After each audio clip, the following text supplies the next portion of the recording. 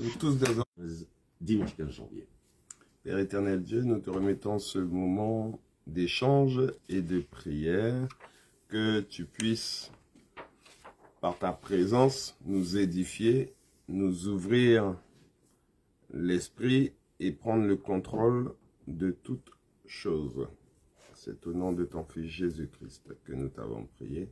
Amen. Amen. Je vais prendre juste 5 minutes parce que la semaine a été une bonne semaine. J'ai pu également intervenir dans l'émission Malik de Gilles, le Grand Forum, où on a parlé de religion, de carnaval et autres. Et il est important que je puisse rappeler aux auditeurs qui nous écoutent, que ce soit le dimanche ou que ce soit dans une autre intervention, quelle qu'elle soit, que l'émission Parole et Vie est basée sur la parole. Donc, il y a l'aspect de ce que dit la parole. Il y a ce que pense Marc. C'est deux choses différentes dans un premier temps. Et il y a le parcours qu'effectue Marc pour aller vers la parole. Cela ne signifie pas que quand je vis au quotidien, que je suis en parfaite adéquation avec la parole. Mais l'objectif, quand on porte la parole, quand on entend la parole, c'est justement d'aller vers cette vérité, quand on est chrétien. Sur l'explication que tu me donnes, j'ai l'impression que tu as reçu des critiques, c'est ça? Alors, du style, attends, peut-être qui, ouais, ça me s'y comprendre, mais si j'ai fait tel bagage, je l'aime savoir parler. Exactement. Ou, Miseka allé et Miseka, mais à aucun moment, il a été sorti de ma bouche que je suis contre ou que je suis pour. Je porte la parole, voici ce que dit la parole, et quel que soit le sujet, quel que soit le débat, quel que soit ce que l'on va aborder, voici ce que dit la parole, voici ce que je pense, et voici ce que je voudrais faire pour aller vers la parole. Mais depuis le premier dimanche, comme on l'a dit, on n'est pas là pour critiquer, on n'est pas là pour juger, on n'est pas là pour dire que c'est nous qui avons raison. En tous les cas, moi j'ai dit, la parole a raison. Maintenant, moi, je la porte. Je la dépose. Chacun la prend. Chacun en fait ce qu'il veut. Mais je la porte. Je n'ai pas personnellement la science infuse. Mais j'ai pour objectif de porter la parole.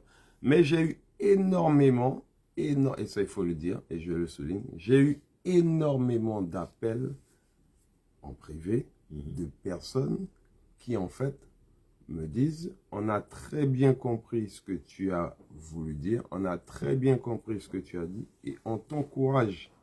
Et moi je dis, il faudrait qu'à un moment donné, qu'on puisse être capable d'aborder tous les sujets épineux et élever le débat, discuter, échanger, sans pour autant être d'accord avec ce que dit l'autre, mais intelligemment discuter autour de la parole. Ça, c'est maintenant le Grand Forum, dimanche prochain, vivement dimanche, qui est truc. Mais tu savais que si... Non, mais tu savais que si il dit moi, faut moi aller que Michel, même moi aller. Oui. Bon, faut y voir bien.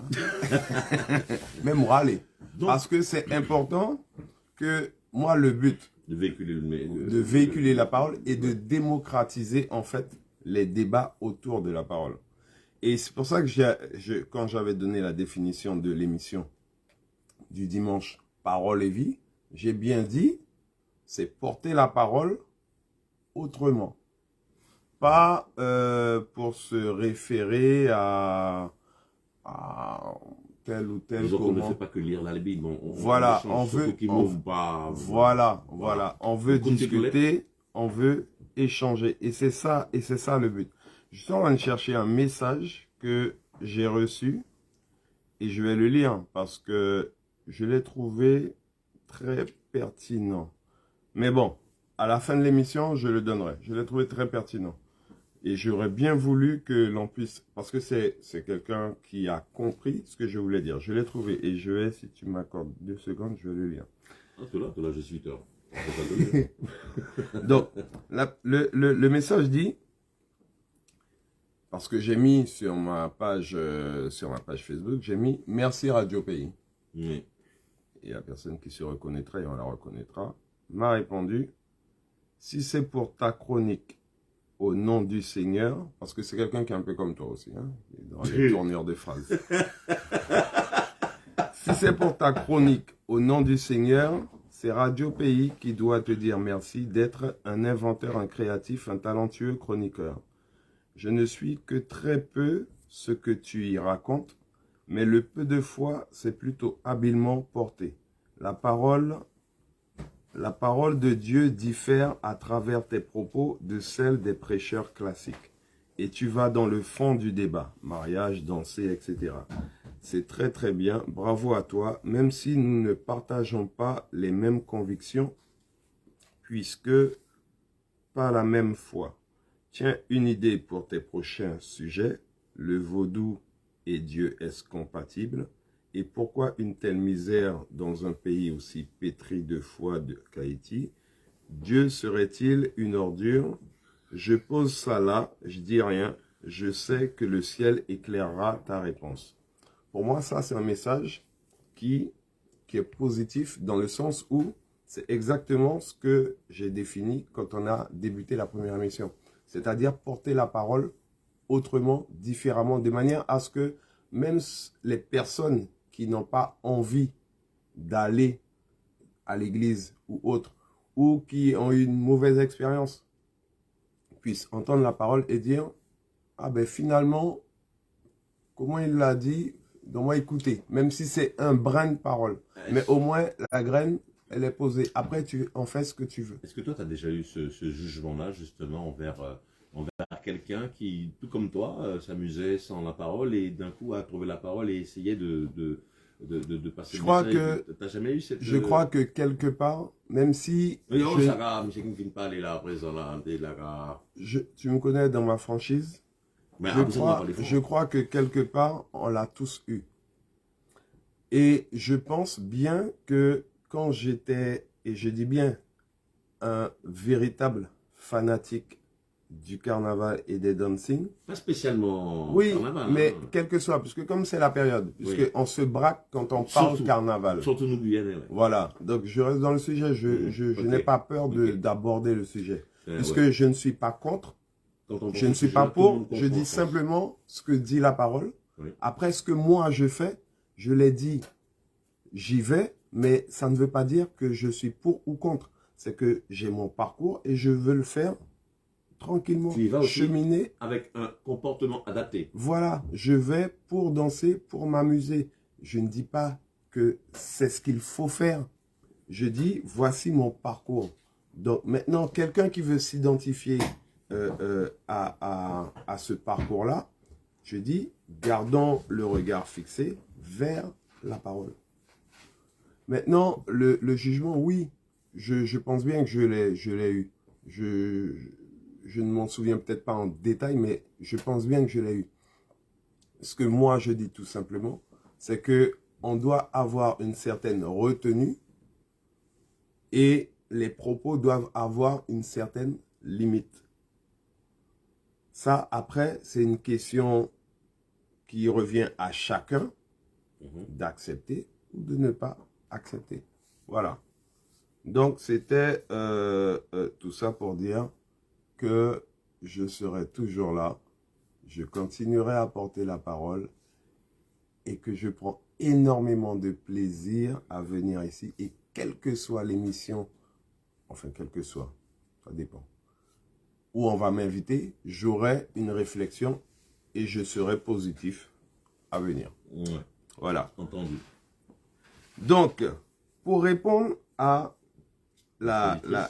l'auditrice qui avait appelé pour savoir si elle est de telle religion, est-ce qu'elle peut se marier avec quelqu'un qui se trouve dans une autre religion.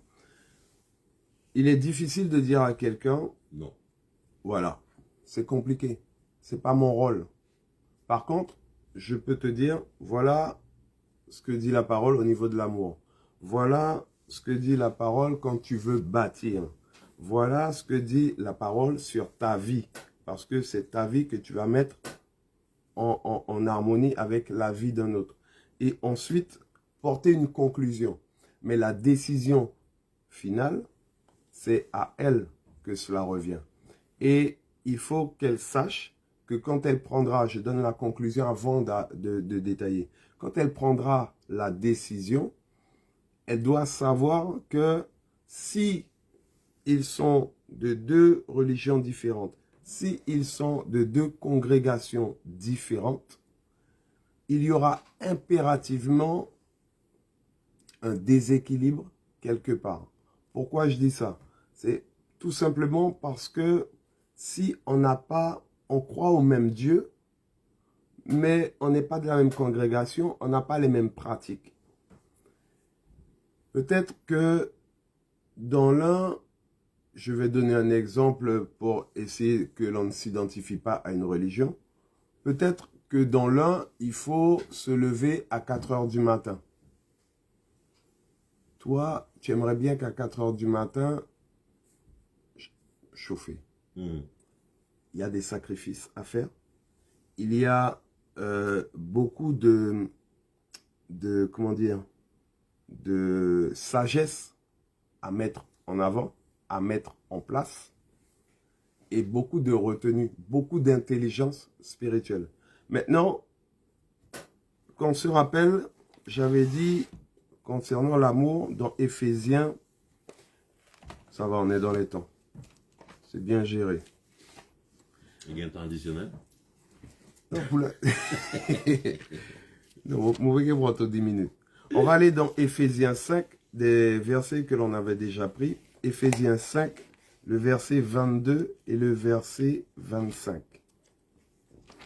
Le verset 22, j'y arrive.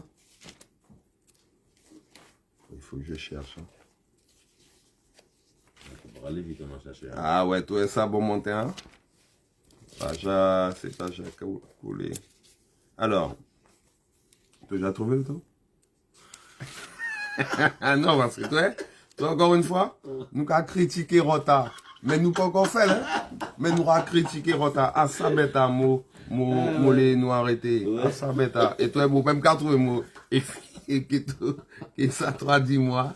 Vous même qu'à trouver mot Éphésiens 5 dans le Nouveau Testament. Dans le Nouveau Testament, arrête de dire des bêtises. Ça te dit là, ça y est, comme Robin me mettait. Éphésiens 5. Éphésiens 5. Dans le Nouveau Testament. Donc c'est vers la fin. Sachez, vous regardez. C'est vers la Éphésiens. fin. Éphésiens 5.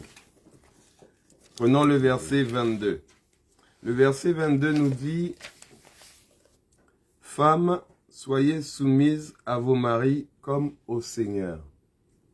Et le verset 25 nous dit: Maris, aimez vos femmes comme Christ a aimé l'Église et s'est livré lui-même pour elle.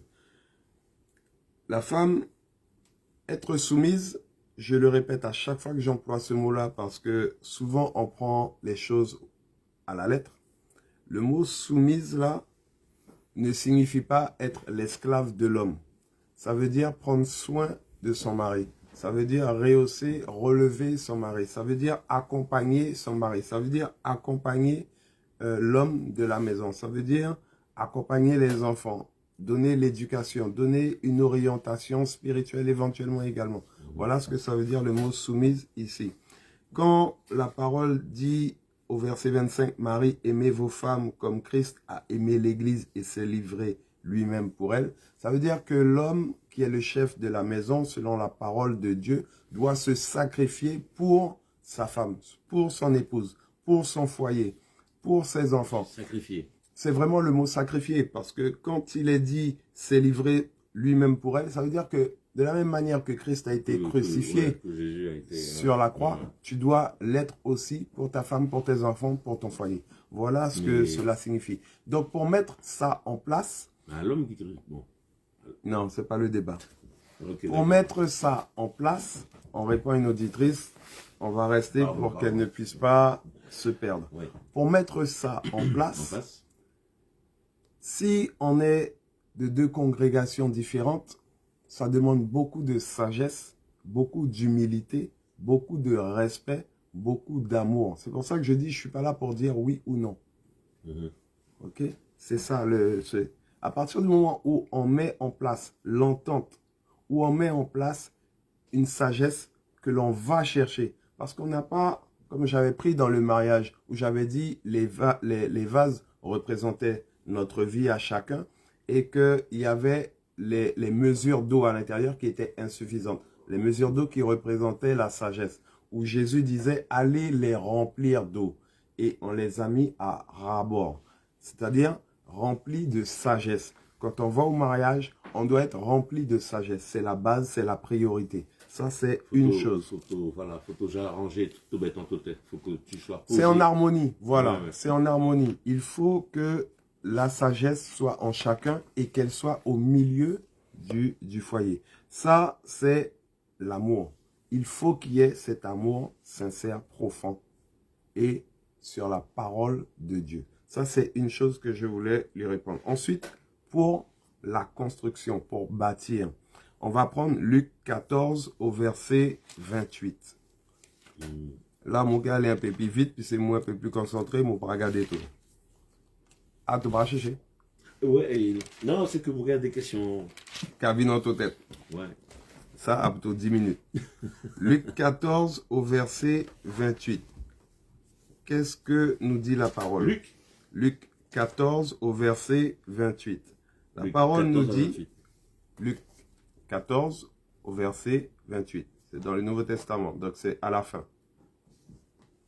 Ok, bingo. Donc, que dit la parole? La parole nous dit, car lequel de vous, s'il veut bâtir une tour, ne s'assied d'abord pour calculer la dépense et voir s'il a de quoi la terminer. Ça veut dire que si elle décide, elle et son futur époux, elle et son mari, de bâtir, de construire ce foyer. J'ai pris référence à cette parole. De bâtir. Avant de se précipiter dans le mariage, comme la parole dit, asseyons-nous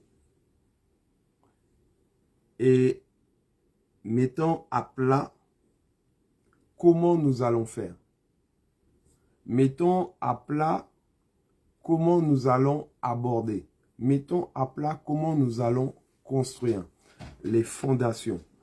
Ici, on parle d'une tour. Quand on veut construire une tour, parce qu'un mariage, c'est bien au-delà d'une tour. C'est un bâtiment, un gratte-ciel qui monte et qui monte et qui monte et qui n'a jamais fini de grandir. Ça veut dire que les fondations que l'on doit installer, elles doivent être encore 2 fois plus profondes.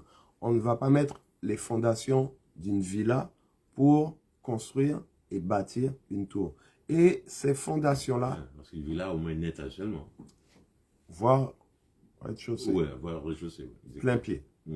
Donc, il est important que la fondation soit bien installée, instaurée. Et cette fondation-là, elle doit être en Jésus-Christ. Et c'est de là où je parle de la crainte de Dieu.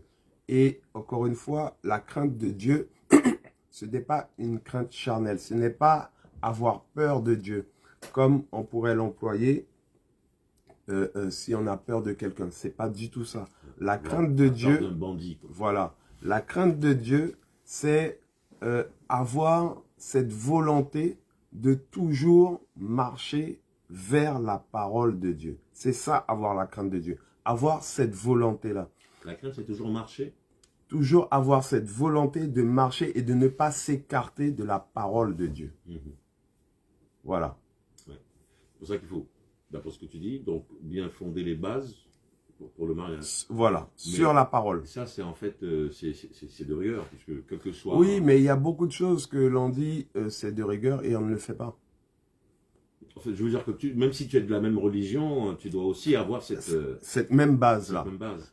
Et cela s'intensifie et se complique quand on est de deux religions, de deux congrégations différentes. Donc c'est pour ça que je parlais dans un premier temps, dans l'amour, l'importance de la sagesse. Est-ce que la difficulté ne viendrait pas par la religion elle-même? Mais c'est exactement ça. Mais là, tu as 20 sur 20. C'est exactement ça. Et c'est pour ça que je dis qu'il faut faire... Et dans les pratiques.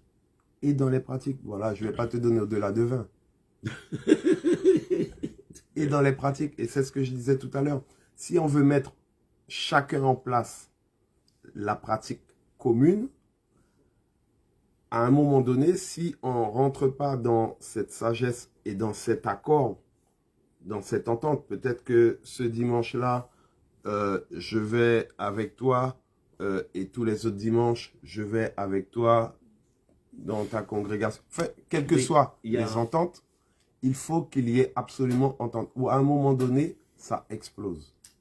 Il n'y a pas je sais pas, une structure où on accueille les futurs époux de façon à ce qu'ils puissent s'asseoir. Ça, c'est chaque religion. Chaque religion a... Chaque congrégation.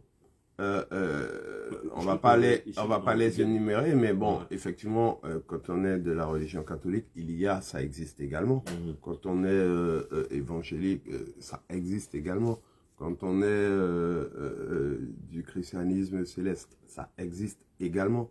Quand on est bouddhiste ou en fait, adventiste ou quel que soit. Où on réunit les personnes pendant quelques jours. Pour les accompagner. Ouais. Donc, c'est pour ça que là, je ne peux pas répondre à la personne, à cette auditrice. Oui. Par contre, je donne une base, mais ensuite, c'est avec là où il se trouve, où elle se trouve, qu'elle devra demander cet accompagnement. Mais après, est-ce qu'au niveau de l'accompagnement qui sera fait, est-ce que l'on va accepter que son épouse soit d'une autre congrégation, d'une autre religion? Ou là où se trouve l'époux, est-ce qu'on va accepter que son épouse soit d'une autre religion? Et c'est là encore où on se retrouve face à une barrière que je dis, moi, on va me dire, oui, ça reste spirituel, mais pour moi, c'est avant tout une barrière humaine. Ça, c'est, encore une fois, je dis, c'est mon avis. Il y a ce que la parole dit, il y a ce que je pense. Ce n'est pas moi qui... C'est mon avis. C'est un peu comme la politique. Mais c'est pareil.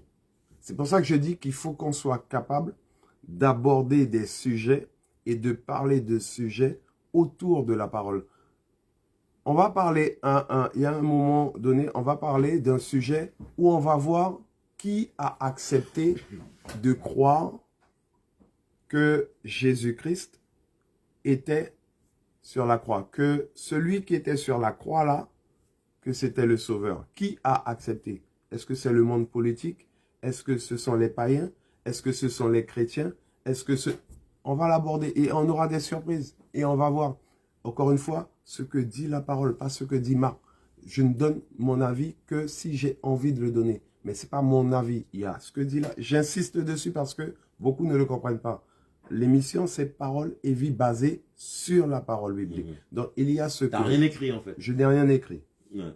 On me dit, oui, ce sont les hommes qui ont écrit. Ils ont traduit. Mais en tous les cas, c'est ma référence. Ouais. Donc, il y a ce que dit la parole. Il y a ma vie à côté, qui n'est pas en toute chose en adéquation avec la parole, mais que quelqu'un vienne me dire, chrétien ou pas, où sa vie est en adéquation avec forcément tout ce qu'il dit, tout ce qu'il prêche, tout ce qu'il donne. Qui?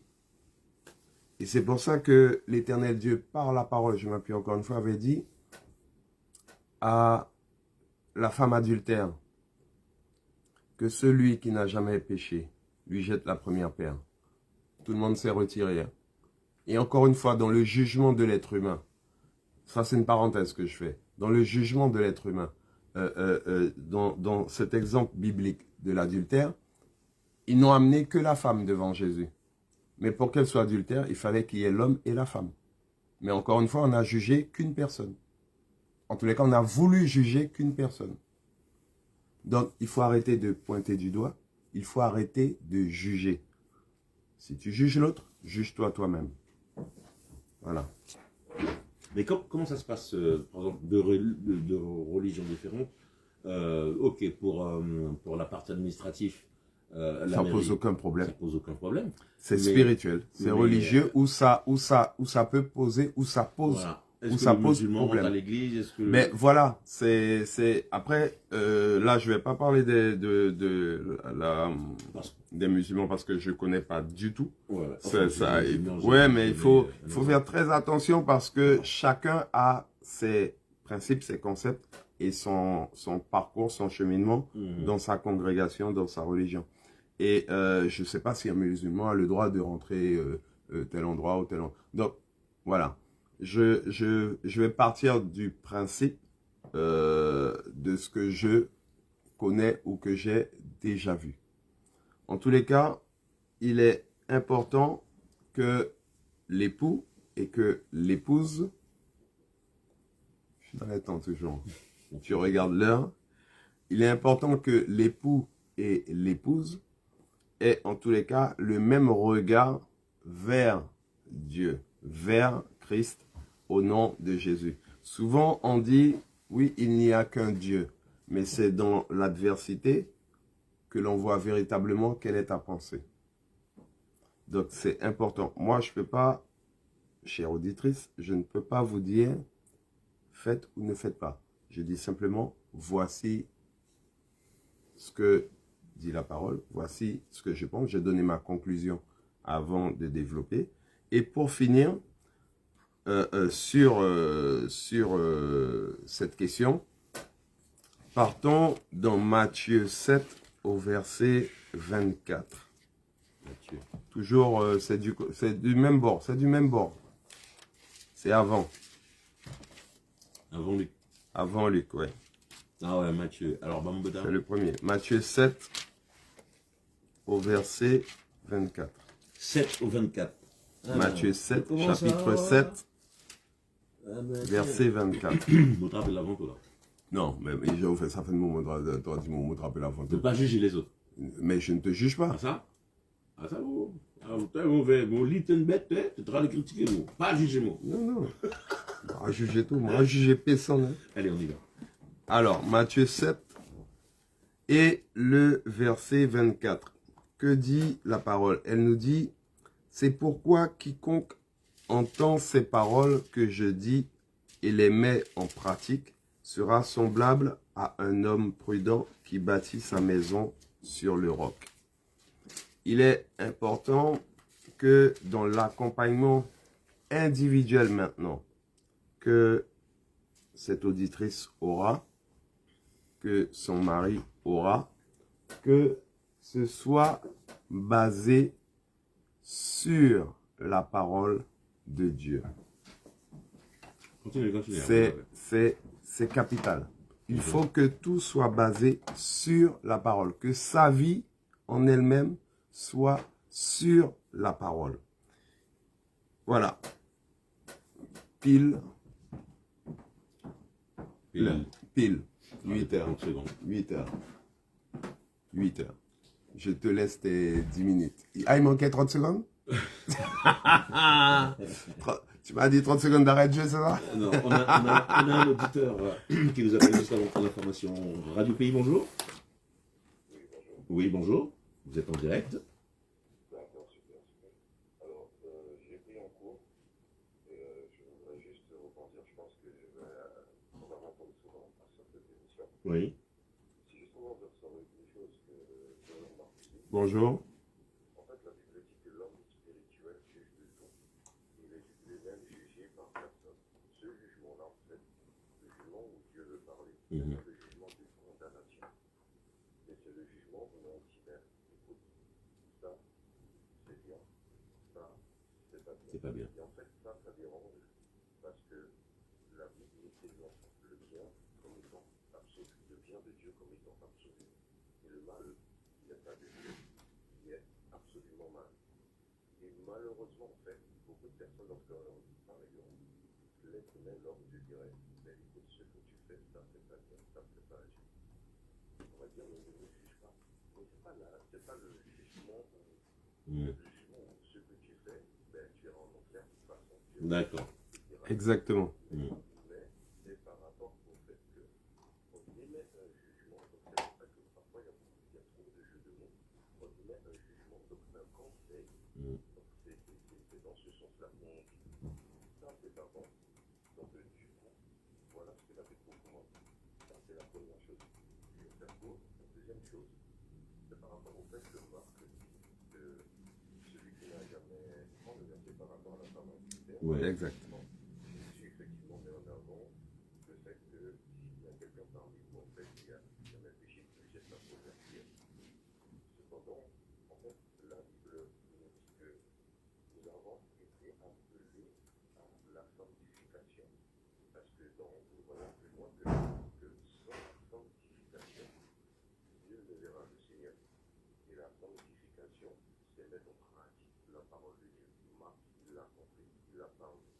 Maintenant, ce que Dieu demande à tout un chacun, c'est vraiment une histoire de spirituel et non pas une histoire de religion. Ouais. Bien. Donc, pratique la parole de Dieu. Donc, faire ce qui est bon, donc c'est écrit dans Romains, bon, parfait et agréable à Dieu. Donc, je ne vais pas trop monopoliser la parole, mais En tous les cas, c'est très bien dit et très bien expliqué. Et surtout le mot jugement que l'on interprète de manière différente. Très bien. Non, ben c'est ok. Merci, Amen. merci. On va donc bien terminer et retrouver donc bien l'information sur Radio Pays et mes 10 petites minutes. On se retrouve juste après, mon cher Marc, il est 8h02.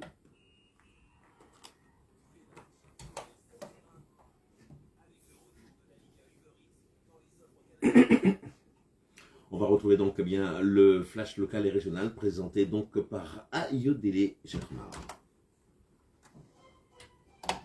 Bonjour. C'est le premier grand week-end pour les 3 dancing de l'île de Cayenne, Paulina, Nana et le dernier venu, le Grand Palace, qui accueille le groupe Les Mécènes, route de Cabassou. La tradition a donc repris tempo hier soir jusqu'au bout de la nuit. Les Touloulous étaient au rendez-vous, les amoureux des balles paris-basquets aussi retrouvaient les ambiances du samedi soir, les interviews en vidéo et en intégralité. C'est pour ça que je fais attention, tu vois, le mot soumission, le mot... Page Radio Pays. Parce que du handball à présent avec la 3e journée du championnat d'honneur avec 2 rencontres qui se sont déroulées vendredi. L'USLM handball de Guyane face au Rémi handball King. Un derby en quelque sorte au CSD à Cayenne. À la mi-temps, les Montjouliens menaient déjà 15 à 11, mais c'est l'USL qui s'est imposé contre à 19. Le match s'est terminé avec un écart de 11 buts. Pourtant, à la mi-temps, il n'y avait que 4 buts d'écart entre les deux équipes en faveur des Montjouliens. Sport toujours avec du futsal et ses 10e et 11e journées de championnat, toutes catégories confondues. En Régional 1, le Real Guyane Futsal s'opposera au Ruban Noir à 10h au CST. Quant à l'AS Étoile Matoury, il jouera face à l'ASC Arc-en-Ciel à 11h15 au CST également. Le Montjoly FC sera face à l'AS Golden Stars. Ce sera donc à 16h30 à Arjo Pahuiro. Chez les vétérans, 11e journée également ce dimanche. L'AS C Matoury affrontera l'AS Mortain à 8h.